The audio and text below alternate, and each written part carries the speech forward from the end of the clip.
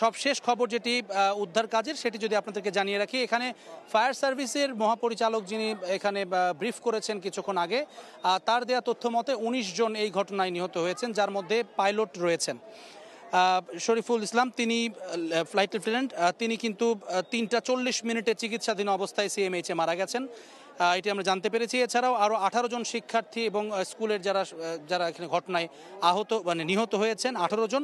এছাড়াও প্রায় ১.৫ শতাধিক আহত দগ্ধ অবস্থায় রয়েছেন।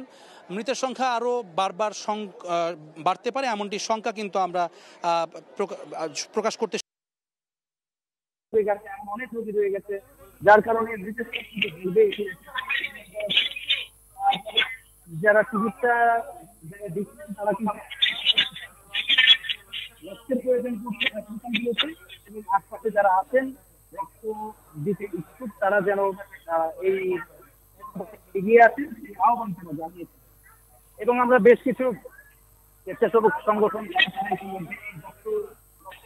উদ্ধার কাজে কিন্তু সহযোগিতা করছেন, আর মূল কাজটি করছে দল রয়েছে সেনাবাহিনী, বিমান বাহিনী, নৌবাহিনীর সদস্যদের বিজিবি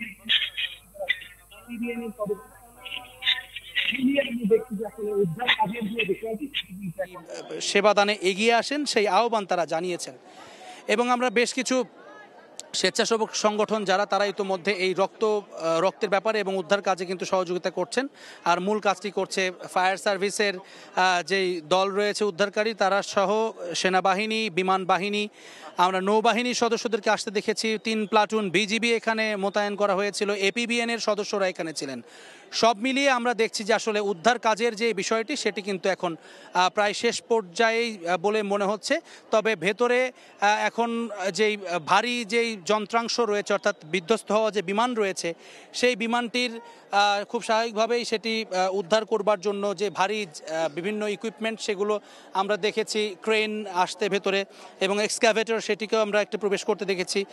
সব মিলিয়ে এখন উদ্ধারের শেষ পর্যায়ে উদ্ধার কাজের ঘটনাস্থলটি কিন্তু আমরা দেখছি যে সেখানে কাজ চলছে। সেখানে সেনাবাহিনী এবং ফায়ার সার্ভিস সকলে একযোগেই কাজ করছে, বিমান বাহিনীর সদস্যরা রয়েছে, বিজিবির 3টি প্লাটুন সেখানে রয়েছে এবং ভেতরে যেই আটকা পড়া শিক্ষার্থী যারা ছিলেন তারা কিন্তু ধীরে ধীরে এখন বেরোতে শুরু করেছেন এবং আমরা বিভিন্ন অভিভাবক যারা ছিলেন বাইরে দীর্ঘ সময় অপেক্ষায় ছিলেন তাদেরকে আমরা দেখছি যে ধীরে ধীরে সেই উৎকণ্ঠার জায়গাটি কমতে শুরু করেছে। 2-1 জন করে আমরা দেখছি যে তারা তাদের সন্তানদেরকে নিয়ে যারা খোঁজ পেয়েছেন তারা কিন্তু বেরিয়ে যেতে আমরা দেখেছি। তবে ভেতরে এখনও পর্যন্ত গণমাধ্যমকে প্রবেশ করতে দেওয়া হয়নি, সুতরাং ভেতরের খবরটি কিন্তু আমরা আপনাদেরকে এখনও পর্যন্ত জানাতে পারছি না। একটি ধোঁয়াশার ভেতরে আসলে আমরা নিজেরাও আছি এবং এখান থেকে সবশেষ যেই তথ্যগুলো আমরা পাচ্ছি আপনাদেরকে জানিয়ে দেওয়ার চেষ্টা করছি। এই আশপাশের 5টি হাসপাতাল, উত্তরা মেডিকেল থেকে শুরু করে বাংলাদেশ মেডিকেল, সিএমএইচ আছে, সবগুলোতেই কিন্তু প্রচুর পরিমাণে এই যে রোগীরা এখানে যারা আহত হয়েছেন, যে শিশুরা বিশেষ করে তাদেরকে সেখানে ভর্তি করা হয়েছে। এই 1.5 শতাধিক রোগীকে কিন্তু এখানে চিকিৎসা সেটি অব্যাহতভাবে দেয়া হচ্ছে।